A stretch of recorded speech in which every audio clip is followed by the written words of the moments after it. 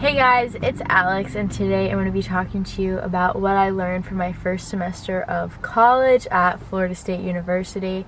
If you did not know, I am a freshman at FSU. I know that going into college, like that whole summer leading up to it, I was just watching so many different like advice videos and videos that tell you what I learned and advice and stuff. I feel like no matter how many videos of that I watched, you just can't like fully prepare yourself because you have to like live through it and experience it. But at the same time, you can know some stuff ahead of time to help with that. I don't know if that makes sense. Some of these things are going to be silly. Some of these things are going to be more serious. I don't know what order to do this in. You're going to get sick. Probably. If you don't, let me know because you're really lucky. And I'm not even talking about COVID. I'm just talking about general sickness, like getting a cold. It's gonna happen. Especially if you're at a school like FSU that's huge. You might get sick more than once. This past semester, I got sick 2 different times and I have like a really good immune system. So I went in thinking, yeah, I'm fine. Like people always say you get sick. That's not me. No. It was. Have Advil on hand, have cough syrups. This is FSU specific. The CVS, like really close to campus, is so overpriced. They tried to charge me $17 for Tylenol, and I'm like, who do you think you are? You're probably gonna get sick, so just make sure you have stuff on hand. Time moves really fast. I don't know if this was just a personal thing for me. The past, 3 months, 4 months of my first semester just literally flew by. And I remember during high school, it just felt like the weeks and days like dragged on. Literally would go from like one week to the next and then have to be like, okay, like what did I do last week? Because I was doing so much. The only way I could remember is by looking at my Snapchat memories because I document a lot on there. So I guess from that, just like enjoy it. Don't try and fill your schedule so much. Take time to rest because there is a lot of stuff going on. Like there's a lot of social opportunities, extracurricular opportunities, but you just sometimes need to take a step back, which kind of takes me to my next point. Spending alone time is important.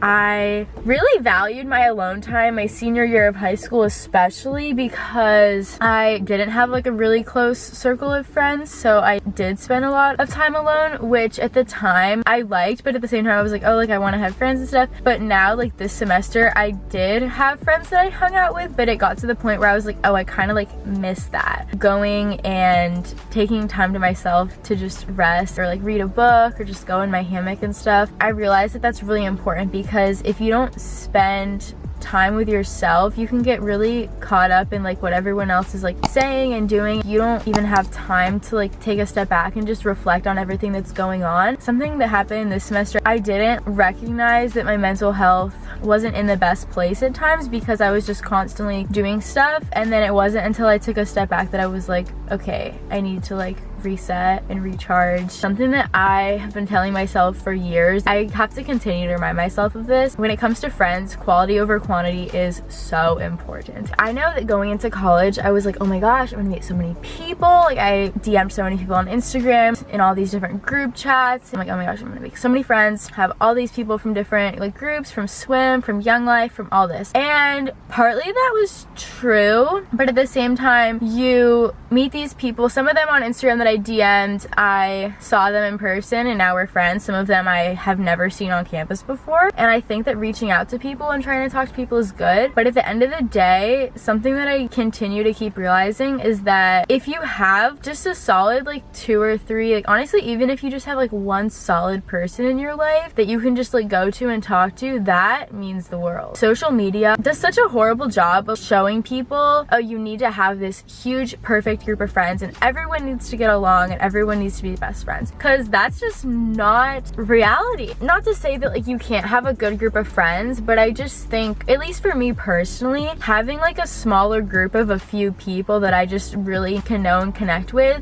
is great. And honestly, if those people are at school with you at college, that's great, but also don't forget about your friends from back home. I know that I still keep in touch with a few of my friends from back home, and keep them updated on what's going on in my life and go to them for advice at times, and that's really great. On to my next point. Staying in touch with old friends and family is important. Being able to talk to my friends from back home, whether they are also at college or still in high school, really nice to be able to talk to people back home who may not directly be in your circle of people, because sometimes you don't know if you can go to people in your like immediate group to talk about it because the situation may be like about that.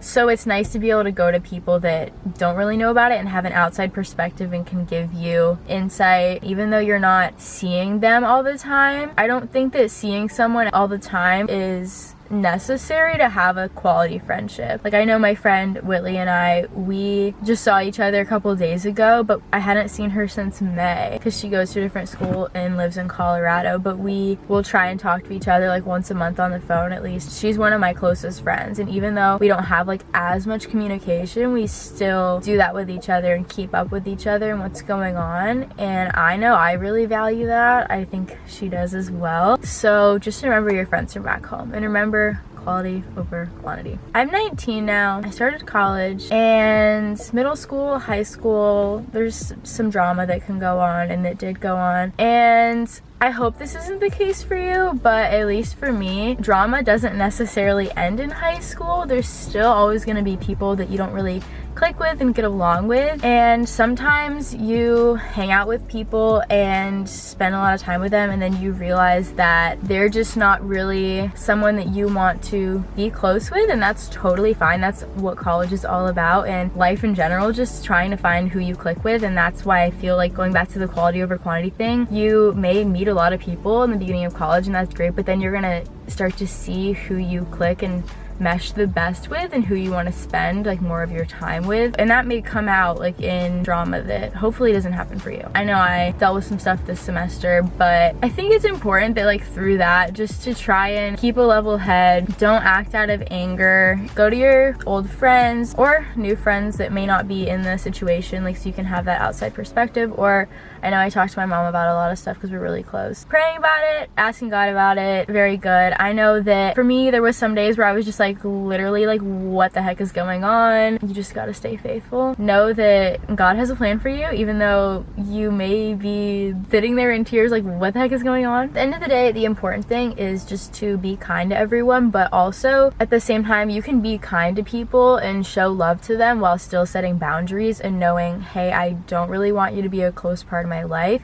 And you can have those boundaries, and that is showing love not only to them but to yourself, because if you weren't to have those boundaries, it would just create more conflict. You do not have to go out and party to have fun. I was very nervous coming to FSU because I'm pretty sure ranked like the #2 party school in the country. Parties are a very big thing for college students, and if that's your cup of tea, that's totally fine. I'm not dissing you or anything. I just know it's not really my thing. I've gone out line dancing, which still hasn't fully become my thing. Working on it still. And that's fun for me, but going out and like partying and like drinking and stuff just doesn't really fit with like the kind of lifestyle and the person that I want to become. I was worried coming to FSU because that's such a big part of the culture for a lot of people, but just know that like there will be other people that feel the same way, and you don't need to feel pressured to go and do that if you don't want to. There's so many different other activities, clubs, groups you can join, and ways you can meet people other than just having to go out to a club. You have a lot more free time in college than you did in high school, but you have to use it wisely. You definitely have a lot more free time. Like some days you won't even have classes. I know this semester I didn't have any classes Tuesday, Thursday, and even on the days I did have classes, I still had big chunks of free time to do whatever during, and you don't have that time necessarily of commuting to and from school, going to sports practices. I've been doing like club swim, but it doesn't take up anywhere near the amount of time that it used to for me in high school. So you do have a lot more free time, but you have to be responsible with it. Google Calendar is amazing. The decision to start using Google Calendar, this is not sponsored. I don't even know how, could Google Calendar sponsor me? I don't know. If so, please do. But it's just a really good way to lay out your schedule and be like, okay, I need to do this.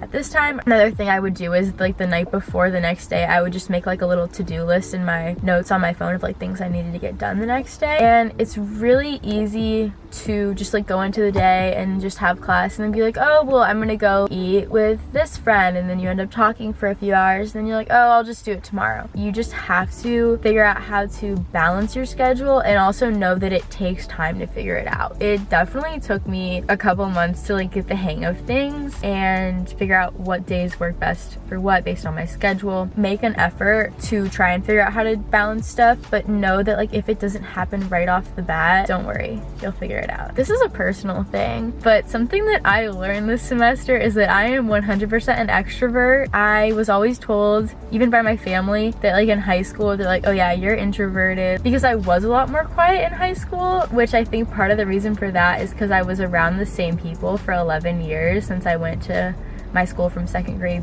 through senior year. And then I came to college and I was like, no, I'm definitely a social person, and being around other people and conversing and socializing like gives me energy and makes me really happy. So that's something that I personally learned. That is all that I have on my list, but I feel like I have more. Let's think of some like random ones. You will get sick of dining hall food sooner than you would like. I don't know if the college you're going to be going to has workout classes. I know Florida State does. I've done dance cardio, talked about it in my videos before. It is so much fun, and I definitely recommend doing a workout class because not only is it fun and a good way to exercise, but also it is like on your schedule, like you sign up for it, and if you like miss a certain number without like canceling your sign up, like you get penalized and you aren't allowed to like sign up for more classes. So it motivates you to go and be like, okay, this is already on my schedule. It's not just like, oh, I don't really feel like going today. It's like, no, like I have to go because I signed up for it. Carry an umbrella in your bag at all times, especially if you live in the state of Florida, because she's bipolar when it comes to weather, and some days it just downpours and you have to walk like 15 minutes to your class. So when everyone says don't pack your entire closet, I don't know how big your closet is, but like honestly, I packed most of my entire closet and I was kind of fine. Dorm showers are really hard to shave your legs in. I don't really have any advice for you for that one, but I'm just gonna tell you. The first week of school, when they have like all the involvement fairs, clubs and stuff, like put yourself out there. Go out and meet people, because you will eventually like figure out who like your true and close friends are, but you have to have a lot of people like in the beginning that you meet and stuff. And not to say that you're gonna meet everyone you'll ever meet in college in the first week, but you'll meet people, and then throughout the semester you'll meet more people. Throughout your whole college experience, you're gonna be meeting more people. Like you may hang out with some people and then you're like, oh, like I do mesh well with them, and then you stay close with them, and there's other people you're like, I actually don't really mesh well with them, but then you have like people that you still know but didn't necessarily like get super close with, so then you can like go and like talk with them more and see if you like fit well with them. It's like to be a close friend and stuff. Don't isolate yourself to a certain few people, and this just like goes as a general life rule, because if you like only do that and then like something falls through, then you're gonna be stuck with no one and it's gonna be sad. I'd say quality over quantity when it comes to close friends. If you have like a lot of like acquaintances, I think that's beneficial, because then you could end up being closer with them down the line. At FSU, the Starbucks line gets pretty long, and they were out of pumpkin and peppermint a lot, which was devastating. Oh my gosh, bring your car.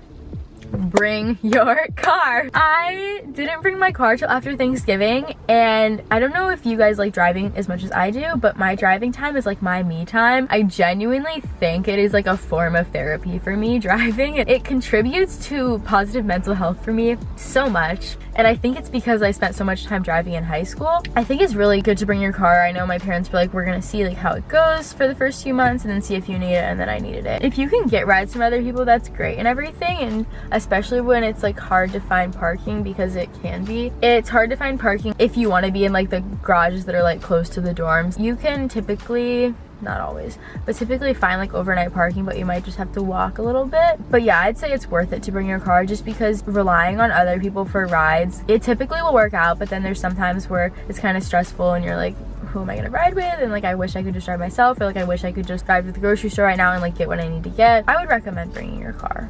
I know some schools don't allow freshmen to bring a car, and if that's the case, I'm sorry. I'll leave you with this. This goes for 2021 in general too. I don't like to look back on like the year or the semester and be like, oh my gosh, this semester sucked, this year sucked, like X, Y, and Z bad things happened to me. I like to think of it in the sense that, okay, this situation happened, but like, how did I learn from it? And look how much growth I've had over the past year. And if this and this and this wouldn't have happened, would I be the person I am today? No, I wouldn't. So that's how I like to look back on my year. And every year you're gonna go through challenges, and every year you're gonna have good times as well. I just really encourage you guys to have that mindset towards things. It's definitely really hard at times, and especially when you're in the middle of the situation, you're just very frustrated and confused about what's going on. But looking back, I can say that even though this semester was not like everything I dreamed it would be, it taught me a lot, and it's definitely allowed me to grow as a person, and I have learned lessons that I can now take into the next semester and the rest of my life and apply it to that. Something I did a few nights ago, like I scrolled through my camera roll from the entire like